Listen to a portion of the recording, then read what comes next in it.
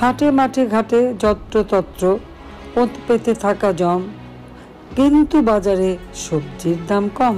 মনে মোর বড় স্বাদ জাগে, ফিরে যাই বাংলাদেশে। আবারও সেই গণভবন, জীবন খেকো সে আয়নাঘর, আশপাশে ফ্যাসিস্টদের বিচরণ, আবারও সেই ক্ষমতা। ঘুম ভেঙে গেল হাসিনার, দেখলেন কিছুই নেই, এটি কেবলই স্বপ্ন। হঠাৎ কোনো এক বিকট শব্দে তার দিবা স্বপ্ন ভেঙে যায়। তখন চারদিকে তাকিয়ে দেখে সে চার দেয়ালেই বন্দী আছেন। মুক্তির যেন কোনো আশাই নেই মোদির বন্ধু শেখ হাসিনার।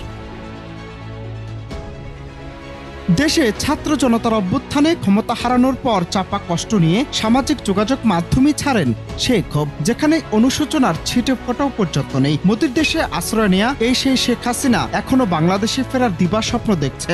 এমনকি দেশে ফিরে আবারও সবাইকে তার ঝুলিয়ে মারার হুঙ্কার। কিন্তু সে স্বপ্ন যে পূরণ হবার নয়। কোনো এক সময় সচিবালয় থেকে সংসদ, সংসদ থেকে অজপাড়া সবখানেই ছিল হাসিনার একক আধিপত্য, যেন তিনি ছিলেন তার রাজ্যের একমাত্র মহারানী। কিন্তু ছাত্র জনতার তোপের মুখে টিকতে না পেরে একটা সময় মহারানীকে তার রাজ্য ছেড়ে পালাতে হয়েছে। এখন শেখ হাসিনা এক পলাতক গণহত্যাকারীর নাম। মোদির ভারতে তিনি লোকচক্ষুর অন্তরালে বসবাস করছেন। বাংলাদেশের রাজনীতিতে তার ফিরে আসার সামান্য সম্ভাবনাও নেই। ঢাকা তার বিরুদ্ধে রয়েছে অসংখ্য হত্যা মামলা।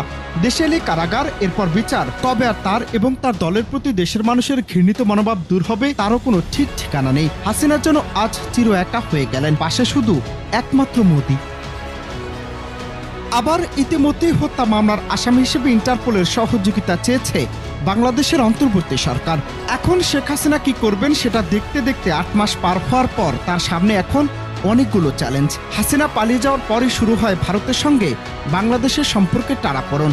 হাসিনা পতনের পর ভারতীয় মিডিয়া বাংলাদেশের সংখ্যালঘু নির্যাতনের বানোয়াট গল্প প্রচার ও প্রোপাগান্ডা চালিয়ে সাম্প্রতিক উস্কানি দেওয়ার ব্যর্থ চেষ্টাও চালিয়েছে। 16 বছরে আওয়ামী লীগের রক্তাক্ত তাণ্ডবে চুপ থাকা ভারত সরকার হাসিনার পতন আর সহ্য করতে না পেরে প্রতিশোধ নিতে বন্ধ করে দেয় ভারতীয় ভিসা। এছাড়া ভিসা প্রদানে করা ট্রান্সশিপমেন্ট বাতিল সহ নানাভাবে চাপে ফেলার চেষ্টা করেই চলছে। ট্রাম্পের পানেও চেয়েছিলেন আওয়ামী লীগ। তারা ভেবেছিলেন ট্রাম্প যদি ক্ষমতায় আসেন তাহলে আবারও হাসিনা ফিরবেন বীরের বেশে। তাতে কোনো লাভ হলো না। ডক্টর ইউনূস ক্ষমতা আসার পর একের পর এক বাজিমাত করেই যাচ্ছেন। তিস্তা মহাপরিকল্পনায় চীনের অন্তর্ভুক্ত হওয়ার কথা চীনা প্রেসিডেন্টের মুখ থেকেই বলিয়ে নিলেন ডক্টর ইউনূস। অপরদিকে মোংলা পোর্টের প্রকল্পে ইন্ডিয়াকে আউট করে চীনকে ইন করালেন। এছাড়া বাংলাদেশের রোগীদের ভিসা না দিয়ে বিনা চিকিৎসায় মারতে চেয়েছিল ভারত, কিন্তু বিকল্প পথ খুঁজে নিয়েছেন ডক্টর ইউনূস। এদিকে কোনো কিছুতেই অন্তর্বর্তী সরকারকে দমাতে পারছে না হাসিনা ও তার মৃত্যু ভারত। এ যেন মনে স্বাদ জাগলেও তা শুধু স্বপ্ন হয়ে যাচ্ছে চার দেয়ালে বন্দী শেখ হাসিনার।